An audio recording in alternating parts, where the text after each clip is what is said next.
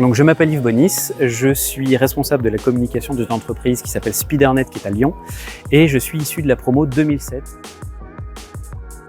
Mes missions dans le cadre de mon travail, c'est de faire tout ce qui est stratégique, donc création de plans de communication, positionnement, création des noms de marques, gestion des marques. Donc j'écris les articles de blog, je participe à l'écriture où je relie j'amende beaucoup les newsletters, les posts qu'on balance sur les différents réseaux sociaux.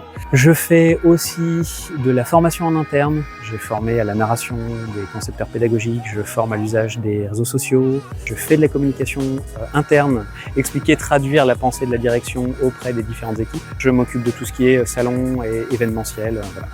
Beaucoup de choses de cet ordre et du marketing aussi.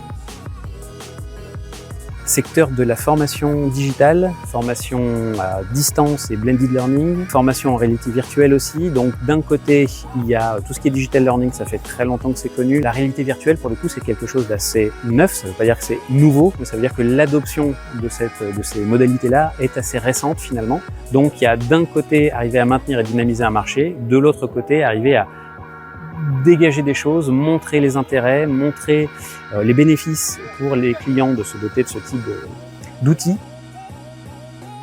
Alors, énormément de choses. J'étais un étudiant très heureux d'être étudiant. J'ai appris plein de trucs fantastiques et je crois que pour moi, une des choses les plus importantes, c'est qu'au-delà de la technique professionnelle, il y avait aussi une façon de voir le monde, une façon de vivre les choses.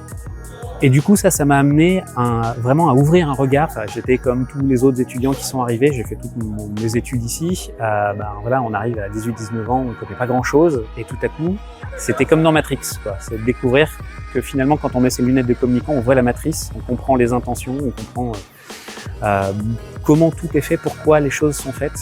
Et ça, c'était absolument fascinant et ça me sert tous les jours. On a besoin de mesurer la qualité de l'écriture, on a besoin de mesurer aussi la curiosité des gens, leur capacité d'adaptation, pardon.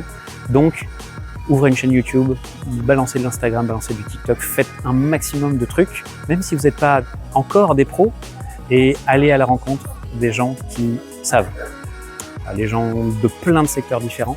Et voilà, c'est vraiment appel à la curiosité et à l'action. Il faut faire des trucs.